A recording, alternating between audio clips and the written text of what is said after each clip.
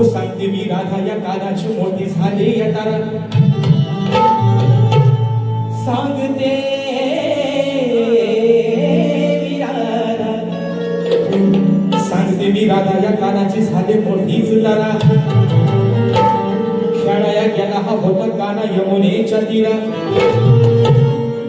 गोट्या हरवल्यावर कानाच्या राधाचा चाललाय पारा मग दुरून पाहत होती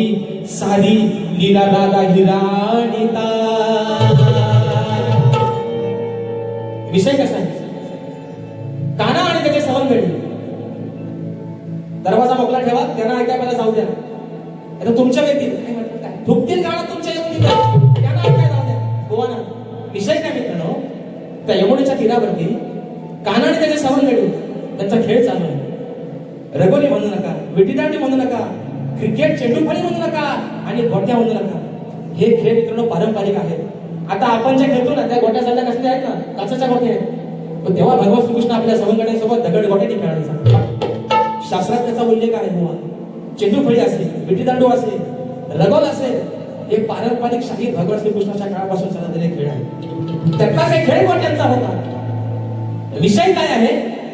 राधा सर्व नृत्य पाहत असते कानाची सगळी धावपळ चालली काना पळत पळत पळत पळत चाललाय तर राधा कानाला वाटेत अडवते आणि काय सांगते विषय शाहीर गवळीतनं कसा आणलाय स्वतःवरती वळून घ्यायचा नाही म्हणत विषय काय ऐक रे काल्या घोंगडी वाल्या हो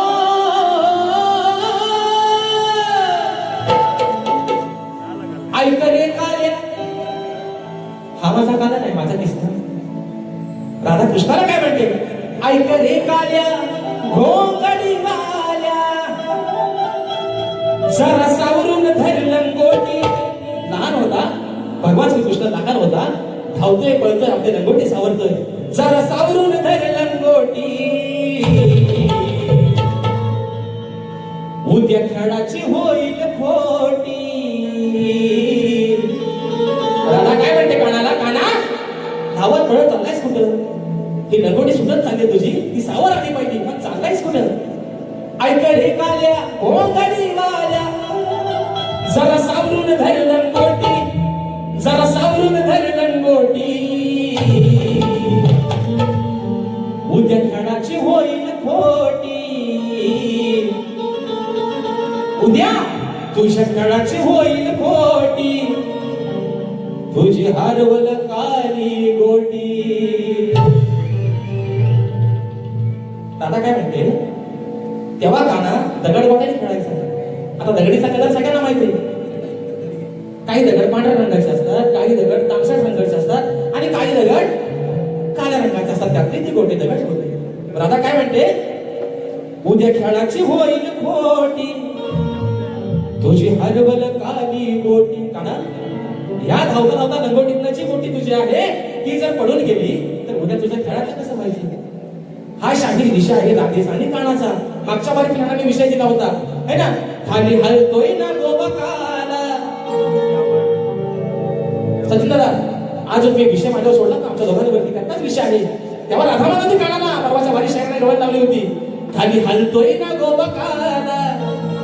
पण त्यावर डोलतोय मुरलीवाला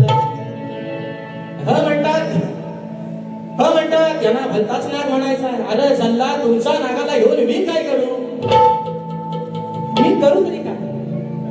म्हणतात ह्यांना भलताच कसला भलताच गोवा मी तुम्हाला परवा पण म्हटलं ना बारीक मुंबईच्या तुमचा दीड एक आहे अडीच एक आहे का फाकी आहे मला काय देणं घेण्या त्याच्याशी पण माझ्या समोर जाणलं ना तर त्यांना मात्र ठेचल्याशिवाय मी राहणार नाही मित्रांनो एवढा विषय आहे गवळीचा म्हणायचा आहे काय ऐक रे काल्या घोंगडी वाल्या 1 2 3 4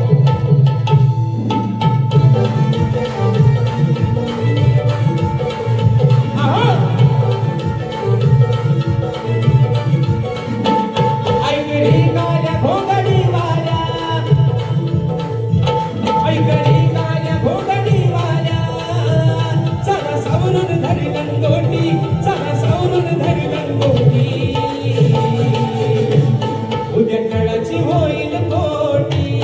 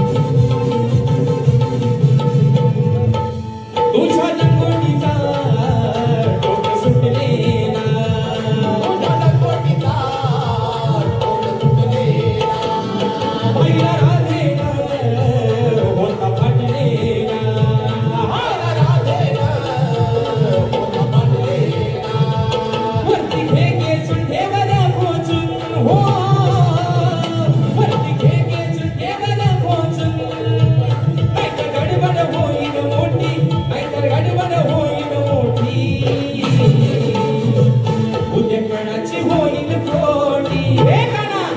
अरे लंगोट सावड धरतीची उद्या तुला गोट्याने परत खेळायचंय बरोबर म्हणते उद्या खेळाची होईल कोटी तुझी हरवल कधी कोटी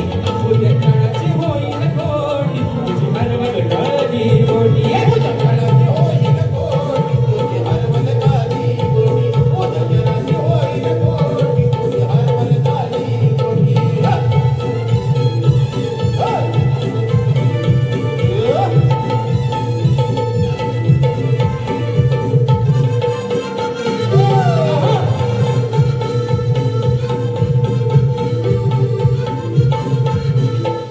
नाही खेळाया कोण घेणार नाही खेळाया कोण घेणार तुला नाही उसनी कोण देणार तुला नाही उसनी कोण देणार मग काय करशील कसाला खेळशील हो मग काय करशील कसाला खेळशील बाब हरवाया लागती पाठी बाब हरवाया लागती पाठी